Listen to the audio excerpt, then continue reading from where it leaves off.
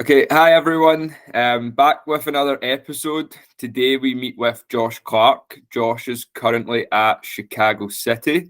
Myself and Josh go back a good few years. We actually played together. Then Josh transitioned into a coaching role and ended up coaching me for a couple years. So have a really good relationship with Josh.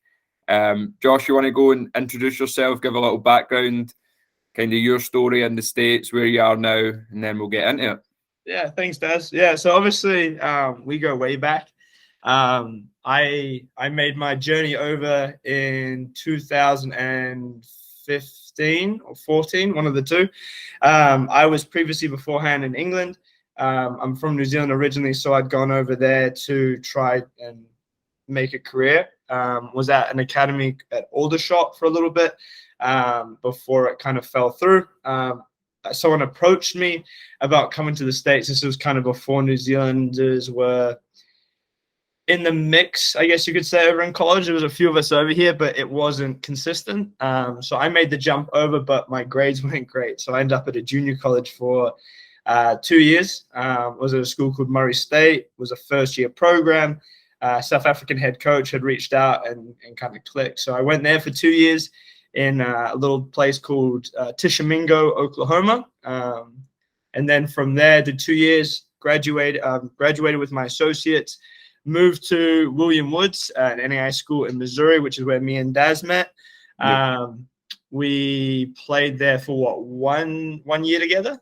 Yeah, 1 year together. Your senior year, I was a freshman. Yeah, so I came in 2 years, did 1 year without him. Then the second year he came in as a freshman, we played, and then I graduated with a bachelor's degree in exercise science.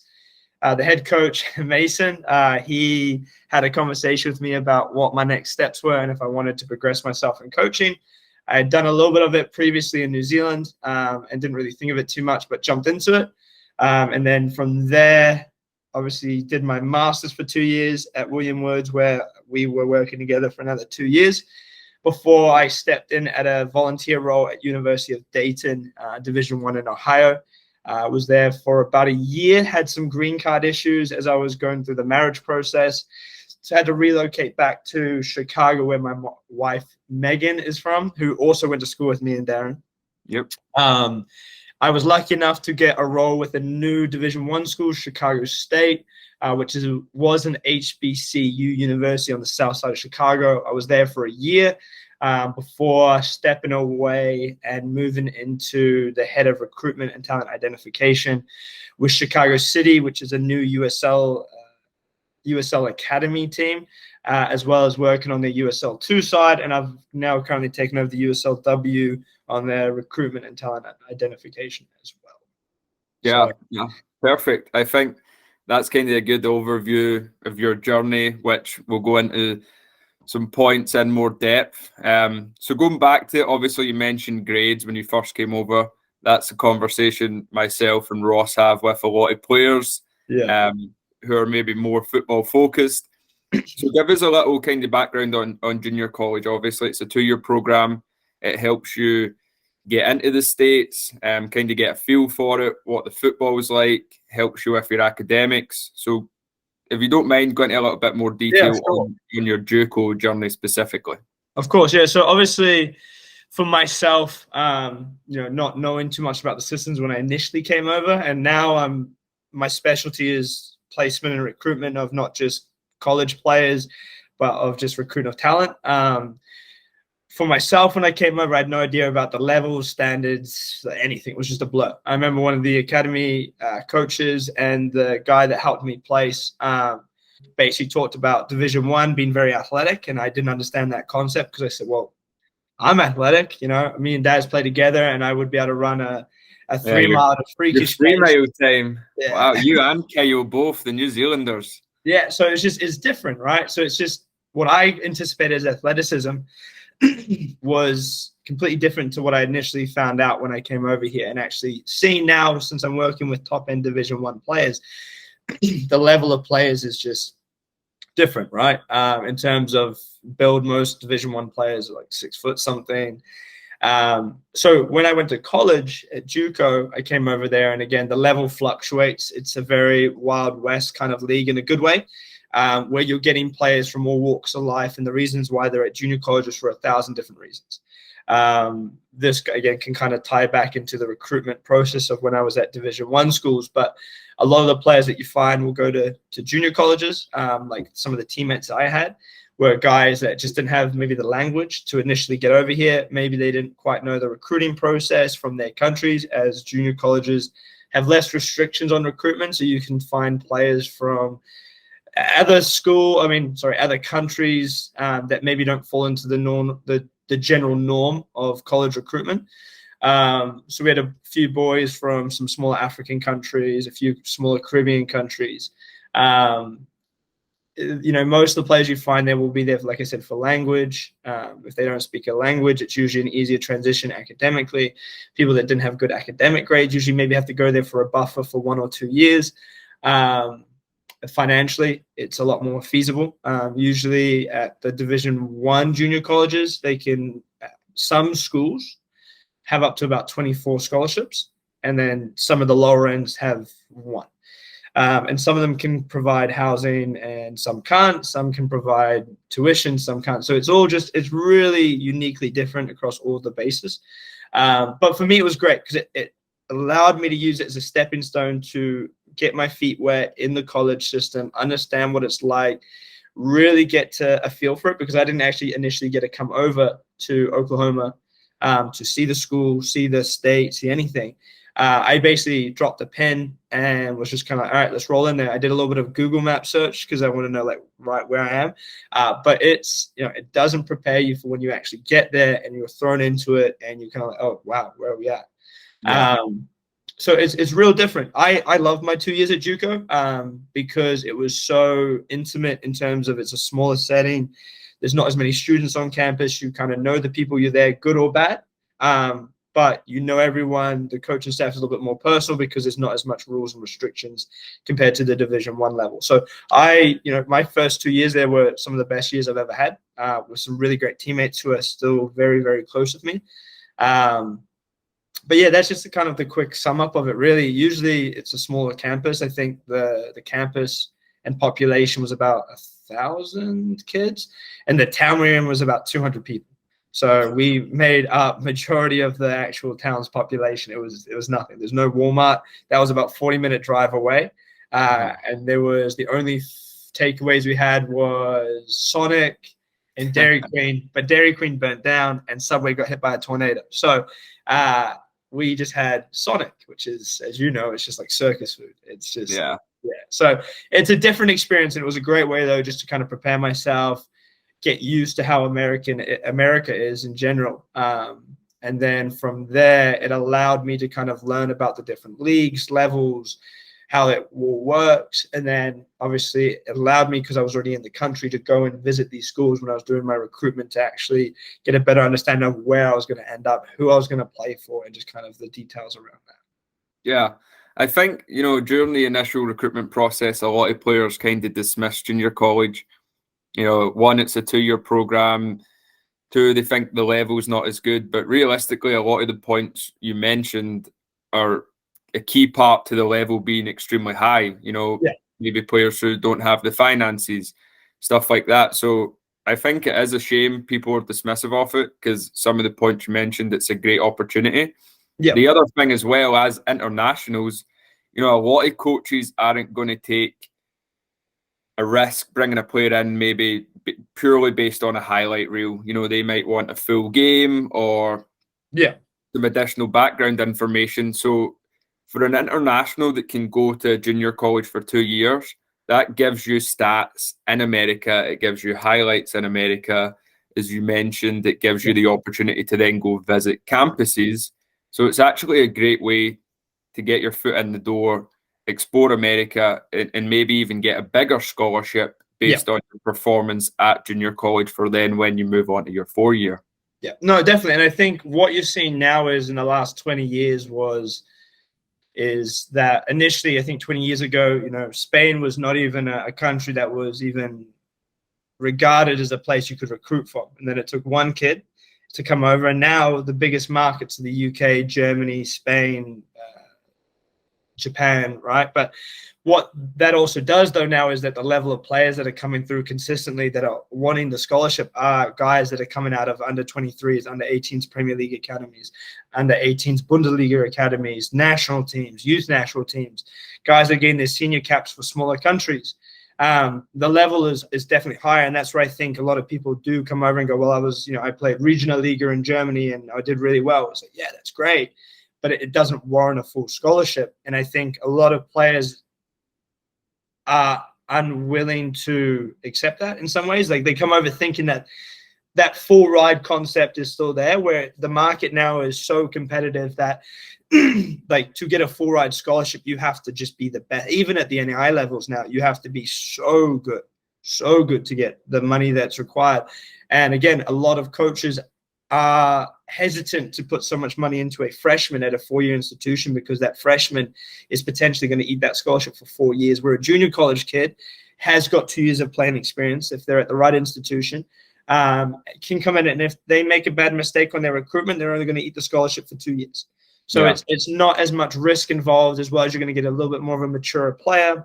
And again, people think that JUCO is this walk in the park, but there are a lot of nationally ranked, well-run programs at the junior college level, where the players that they have there are all pretty much Division I players, and at least 10 to 12 of them will all go play Division I at a high level. So there are some that are really, really bad, don't get me wrong, but there are some that have got very, very solid facilities, very solid recruiting, very solid coaches that know what they're doing and have produced consistent success. And those are the places that players go to that then bounce on to go and perform at the D1 levels all across the country. Yeah. So obviously we kind of hit on a lot of points about the benefits of D1 and then transferring. So that's something that we help with. We place a player at junior college, we then help them move on to a 4-year. That's something we pride ourselves in. So what was that transition like for you? Obviously, you had 2 years at Murray State, you ended up at William Woods, but I'm sure you spoke to numerous coaches, maybe went to multiple campuses. What was that whole transferring process like? It was crazy. Again, there was no real guidance. And, that's where junior college can be a little difficult, is that you don't have a lot of academic support in that process. I was blessed that I had a coach who knew kind of the situation that we were in and was willing to help us and assist. But again, I love this guy because he did everything for me. He's like family to me. But he didn't have the coaching connections to really help move us onto the next institution. So a lot of it was the legwork on our end. And again, it was stuff that we didn't know. So trying to figure out how to go about it was new. And that was a long process, right? Trying to figure out, how do you go about it? What do they need? What do they want? And then, you're trying to email all these coaches to all these programs. And again, then they wanting to know information about you. They want you to come out to see you. It's a lot, right? Some people, they can manage it, some can't. It's definitely a lot easier when you've got people that are connected to help in that process of movement. It does make it, your life a lot easier, instead of trying to do it yourself. Yeah, no, definitely. And that's why we kind of offer that guarantee that, if you come out here for 2 years, we will then help you move on, because we have those connections. So transitioning into, again, going back to it a little bit, you obviously committed to William Woods. What was your 2 years like there? We know kind of from the intro that you went on to coach there as well, but can you give us a kind of insight into your playing time at William Woods? Yeah, of course. So obviously after I'd kind of gone through the process and had went to, I think, 12 different schools looking and driving around, and it was a lot, had the call with Mason. I remember going up for my visit, and it was a lot of other recruits that were all there on the same day. And then he offered me a scholarship to go play. And so I took that. So obviously once we arrived there, I came in late because my F1 visa, there was an issue with it through the New Zealand immigration, whatever it was. And I was 2 weeks late to preseason my first year. Okay. But we arrived. That transition was a little bit more difficult because, again, I was 2 weeks late, trying to fit in, missing all the fitness tests and just the general camaraderie that happens within the preseason was a little rough. My spot had already been given away to a Scottish player called Reese, who he was there. He'd been there before me as well. So he obviously had to sit on the bench and kind of earn my spot. I think I did after 3 games into the season. I got my start at Villa. And after that, I think I pretty much secured it for the most. Had a bit of the transition into NAI again was a little difficult since I was kind of trying to catch my feet the whole time. Lost my spot for a little bit, then got it back. As I progressed into my senior year, that's when John Hutchinson came in as well. So that was Jack Roberts was the first year. He left. And then John Hutchinson came in. He was a volunteer at Arkansas, Scottish guy himself.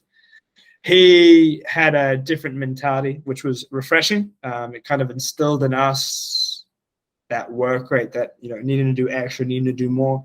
And I really found, I think, my best form, I think I've found in a long time, which I think culminated all together in an all-conference spot for myself. I think you earned Freshman of the Year, right? Or Newcomer of the Year? Yeah, and then the team won conference and the first time ever. Yeah, so we won that. Obviously, I know Columbia College still to this day contest the fact that it was a co-op, but we won that on point. So the fact that we were able to then go and win the conference for the first time in school history, nationally ranked, went to nationals, was an awesome experience, one that I cherish quite dearly, and obviously we got a ring from it. So again, for those that don't know, that's like the hallmark of success, and the winner's medal, the Hall of Success. It's basically getting your trophy. Did that, went to nationals, and obviously we fell out in our first round, but kind of gave me that taste of what can be done with just the right coach and the right mentality, and obviously with Mason's direction and management and John Hutchinson's approach within the player management and just kind of the culture that was instilled in that year, kind of just fed my hunger for what can be done. And obviously enjoyed being around that team atmosphere, being a bit of the getting to know the players, I think, is some of the best part. You get teammates from all over the world, all over America, different cultures, religions, thoughts, processes, everything. And you're all together going through the same process. It's an awesome experience that you can't emulate in any other way. And I think that's kind of where it bred the transition into coaching, like the very big interest in trying to work with players, work with people, building a culture, building a team of success. Yeah. And I think that leads perfectly into our next conversation, because I want to obviously talk about your coaching, but even just from my personal viewpoint, I could see, once John came in and I worked with yourself and John, even that spring semester, as soon as you were done as a player, I think you started to pick up kind of coaching habits. You were showing an interest, right? I think you coached that spring. Yeah. I made that transition. It was either I can play and try to continue to play summer, where I viewed my career as pretty much done, or I can start working on my coaching career as an avenue in my progression. That's the route I decided I wanted to take. Yeah. So then after the spring, you got a little taster. You stepped into that graduate assistant role. Give us a little kind of insight onto the graduate assistant role. Obviously, a lot of boys who come over as internationals kind of take that route because, the tuition benefits, the stipend benefits, housing benefits, and then also the opportunity to live in the States a little longer, get that visa again. Give us kind of your thoughts and insight into your time being a graduate assistant. Yeah, of course. So I didn't know too much about it initially. When Mason approached me about it, I was like, what's a graduate assistant? What's a master's? And so once it was explained to me, I was like, oh, I can get my master's? Like, yeah, sick. So once we kind of went through the process, had the interview, to this day, that was the funniest interview I've ever had in my life. For those of you who don't know, Mason's a really bright character, and my meeting for that interview was him laying on a couch saying, when's nap time? And I was just like, what? As I came in a suit ready for my interview. That transition, though, is obviously great. Coming from a guy that, and I'll be honest, I barely graduated high school, wasn't anticipating to graduate high school, to now come out with an associate's, a bachelor's, and then I progressed on to getting my master's degree, something I would never have imagined. Lucky enough to be the first in my family to ever graduate university, let alone get a master's, is a big prideful thing for me.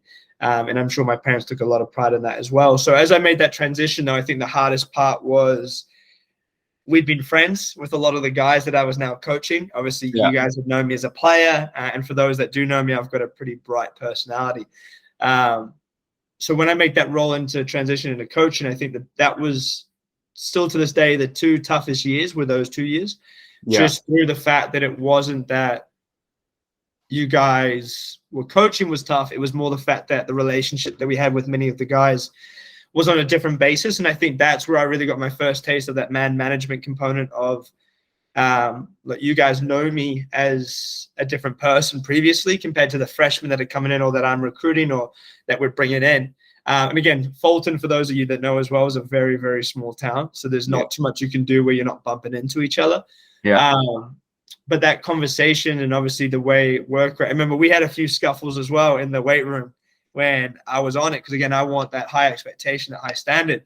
And we obviously have a pretty close relationship beforehand. I remember we snapped at each other and it was just that kind of like in the moment, like we need to kind of sit back and work through this. So, but that's something that, again, managing other personalities and other people, there was other guys like David, Alberto, Robbie, guys that we had all played together that now, now I'm having to manage them and talk with them and give them pointers and take their criticisms and stuff like that. So it's a different relationship.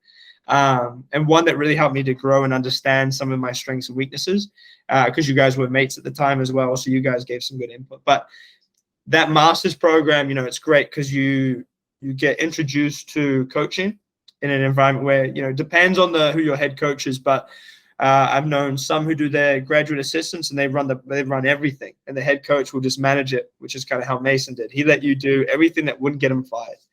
So that was training, recruiting, everything like that. And he handled most of the real heavy stuff. I know some graduate assistants that do nothing, right? And that's just sometimes how it is. Each master program, again, is different. Some can offer you payment, a stipend on top of free housing, free food, and free education. Some of you will give you the housing and food and no stipend. That was William Woods. But I know some where they made some really good money on it and obviously in a good position and whatnot. So, you come out of the masters in 2 years, one if you're doing an MBA. So it does make it really awesome in terms of combining coaching. Some coaches are a little different. You might be able to do your graduate assistant and still play.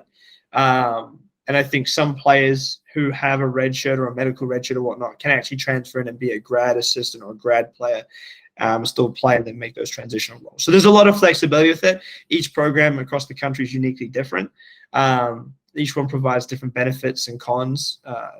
Some towns, some of them I looked into were really rough and some were great.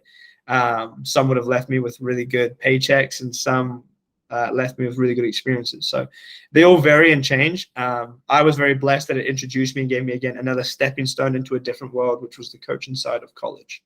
Yeah. I think your time at William Woods, you were kind of lucky in a sense because that first year, obviously John was still there. So you had the opportunity to learn from him. And John was kind of more the hard coach, straight-faced, wouldn't really give as much information as players, everything by the book. Whereas you were the one that could kind of nurture the relationship because, one, you had a personal relationship, and two, you weren't really seen as the first assistant in a sense. And then that second year, obviously, John moved on to presentation and you kind of got the opportunity to run the whole program.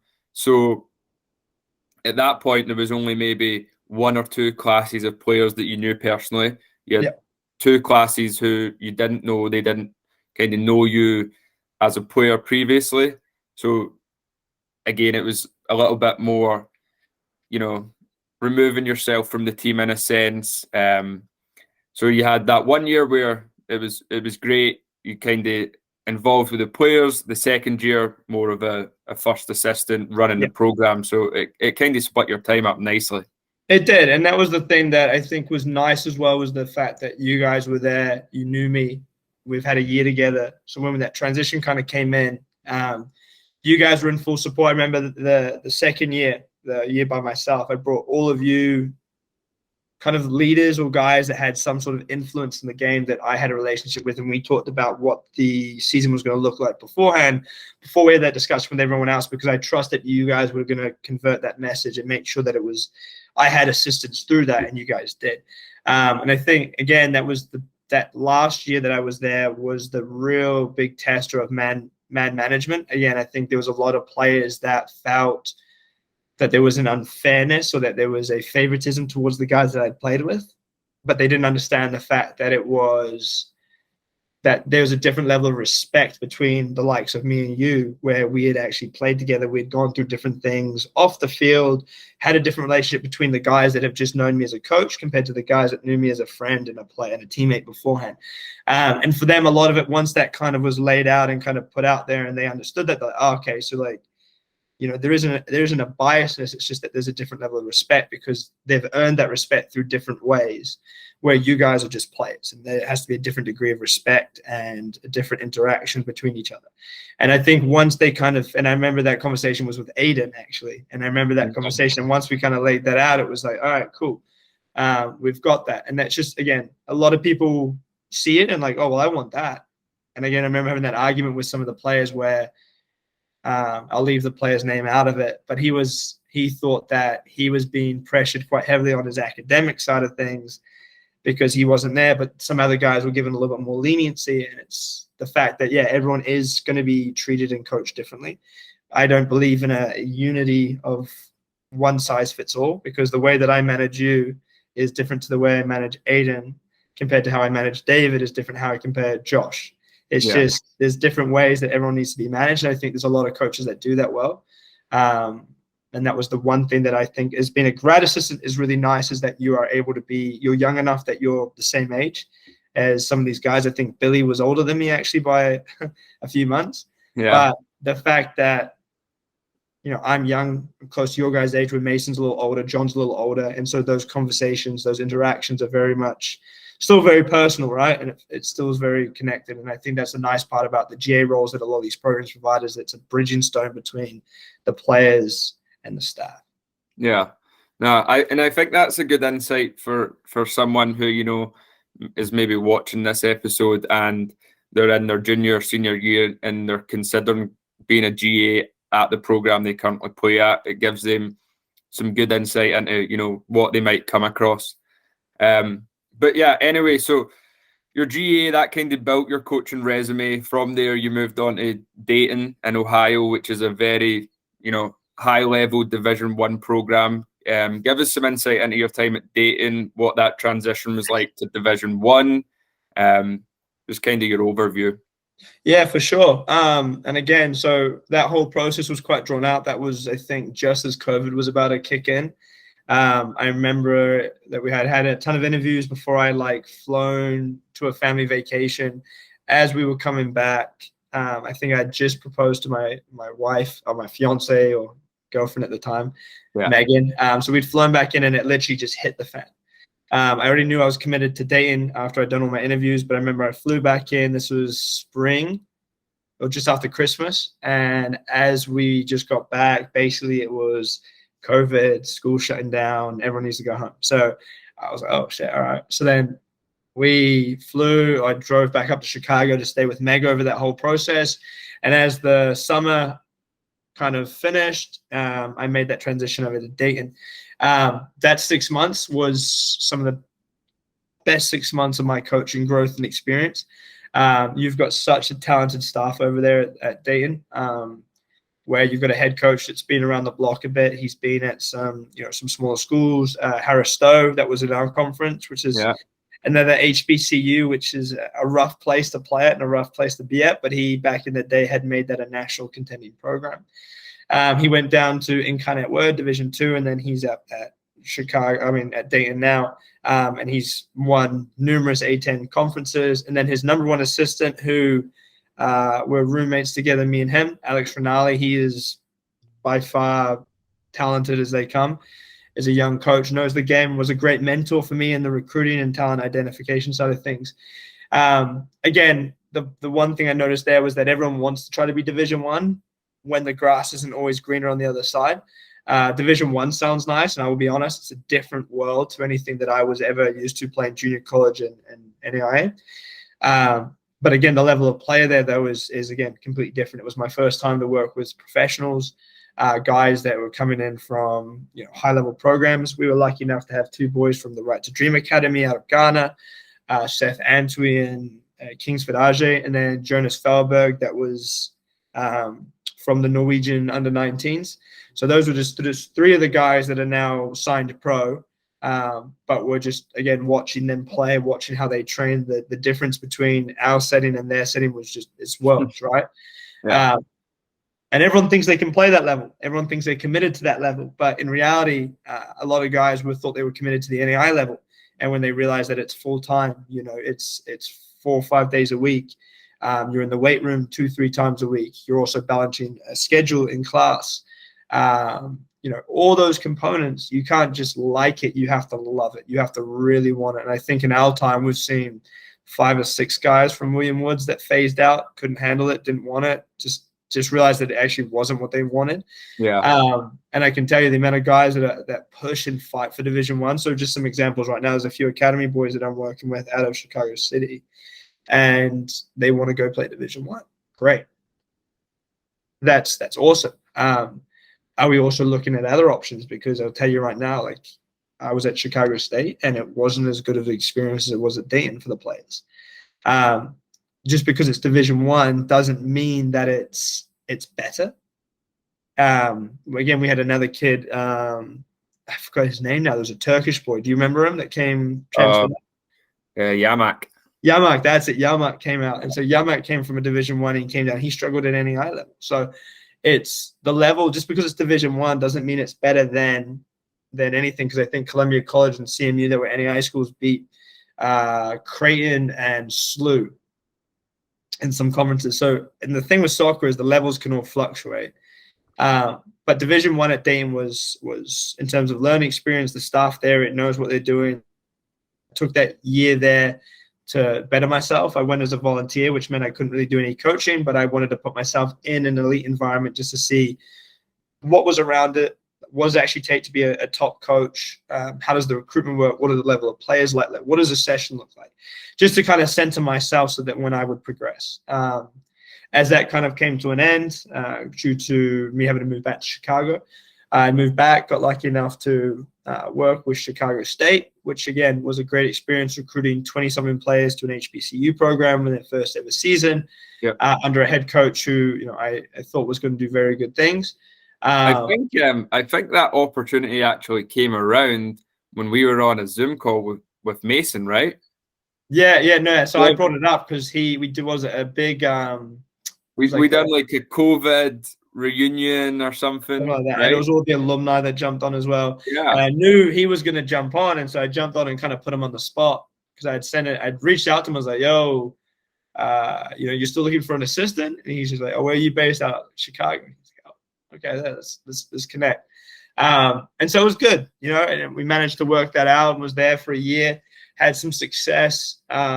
But ultimately, there was some disagreements, which we won't go into, but it just wasn't a healthy environment, and it wasn't the environment that I needed in my development. But lucky enough that I met my now future boss, Charlie Latshaw, who worked at Sockers, was helping out at State. He brought me into Chicago City, where I'm at now, and has been allowed to give me a lot of freedom on the recruitment side of things to kind of put together his envisioning of what his team he wants. And again, we did that the first year at the USL2, and done quite well there. Yeah, so I think that's kind of the perfect transition. Obviously, you gave us a good overview of the Division One level, what it's like to both coach and player expectations. So you've moved into Chicago City, which is, a USL academy, a USL2 team, potentially a USL championship team in the future. Your role there is head of recruitment and talent identification. So can you give us an overview of USL2? Obviously it's a summer league. A lot of the boys and girls who are watching this might go play USL2. Yep. And we have those conversations, but I'd love to hear what it is from your perspective. Yeah, of course. So I can break them both down. So the USL is obviously the MLS is its own thing up top, and that's the top program in the country. They have their own academy system, and they're their own entity. So the MLS Next Pro, and MLS Next are all the academy, reserve, and first team, but they're their own entity. And then you've got now the USL franchise, which is its own entity altogether, and that's the USL Championship, USL 1, USL 2, and USL Academy.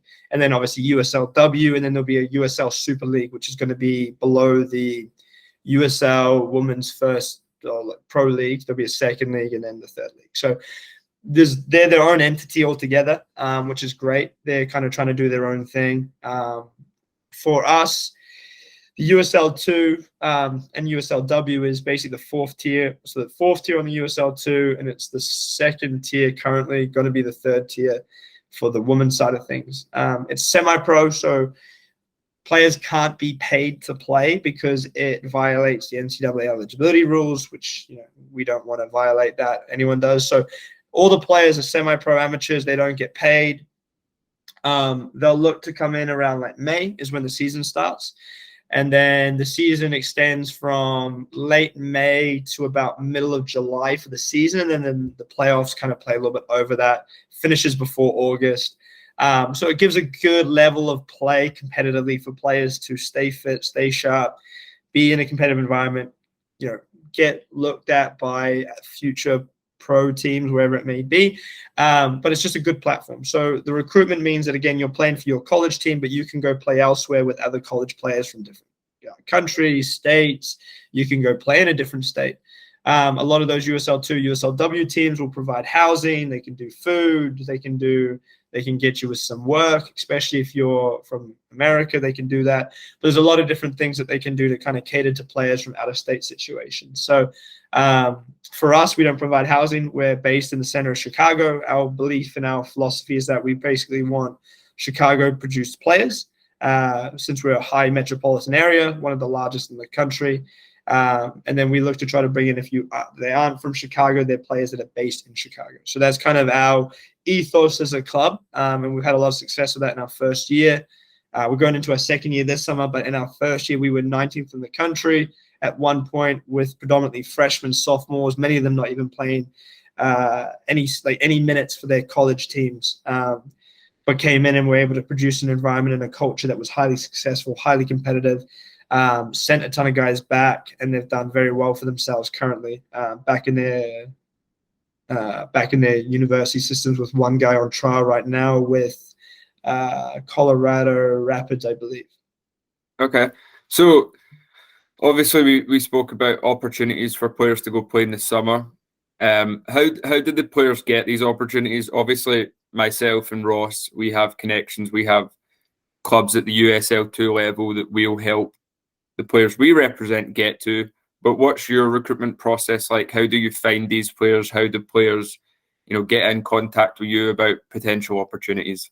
Yeah, for sure. So for us, it's a lot of it for me is again, and this kind of ties into my recruiting philosophy, is I want to have my finger on the pulse the whole time. And then I think that kind of translates back to what I learned at at Dayton, and then what I was able to do at Chicago State. Is knowing what's on the market, what's the actual relevance of that player, that level, the ability, what's he like characteristic-wise? Is he a good person? Are they coming from people that we trust, or are they just coming from out of the blue?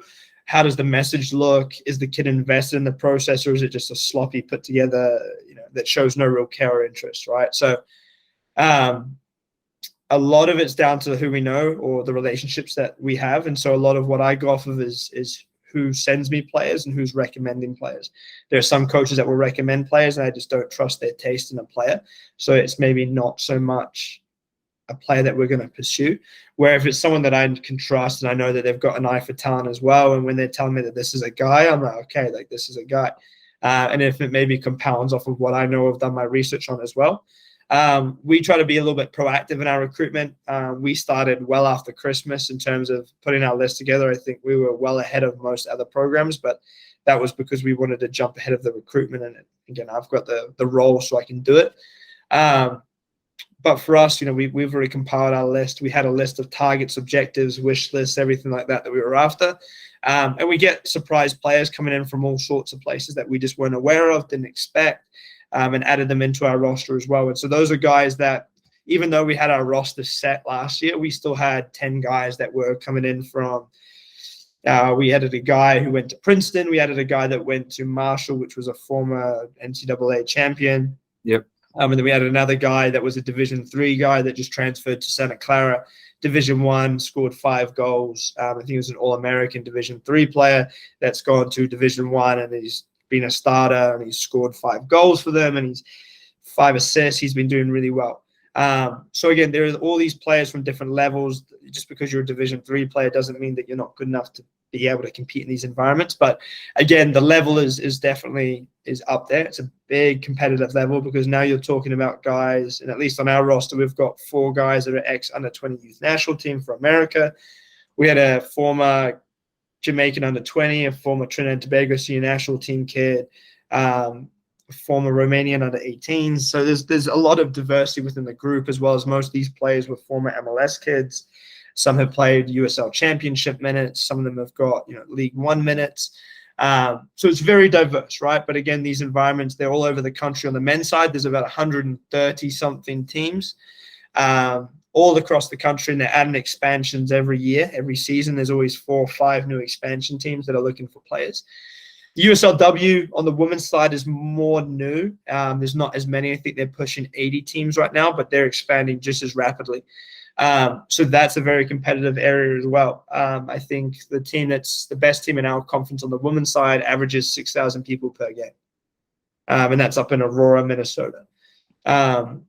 So the level of competition is great. It's usually high-level caliber kids that are able to showcase themselves. It's a great way for player movement as well. You're playing with guys at a Division I. I think in our program, we had 6 guys transfer, and they were able to be assisted through us and through former teammates that they were playing with in that USL2 setting that helped them to progress into the schools at like Xavier. One transferred to Chicago State. A few transferred to University of Wisconsin, which is a Big Ten program.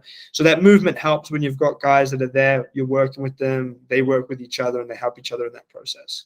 Yeah, no, definitely. I think training with players at that level every day kind of allows you to self-evaluate and say, maybe this is an option. And then, as you said, they can look at those transfer opportunities. But no, Josh, I appreciate your time today. I think, you gave us a good overview on JUCO, NAIA, opportunities to transition into coaching, the Division I level, and then even the USL2 level, which we've not really had anyone talk about yet. So really appreciate your time. It's been great insight, overview, and yeah, thank you. No problem, mate. It's a pleasure catching up with you. It's always a joy when we can get on and start reliving some of those golden memories, obviously keeping it as professional as possible. But no, it's good catching up with you. And again, loving the work that you're doing out there, obviously helping try to create that pathway for players. There's a lot of people that are doing it for the wrong reasons, and there's a lot of people that trying to do it but not doing it properly. And so obviously I know that's the difference with our relationship. The work you're doing, I know that the standard of guy you are and what you expect and how you operate. So obviously, again, it's going to be nice to see the movement and hopefully get some of your players up here one day.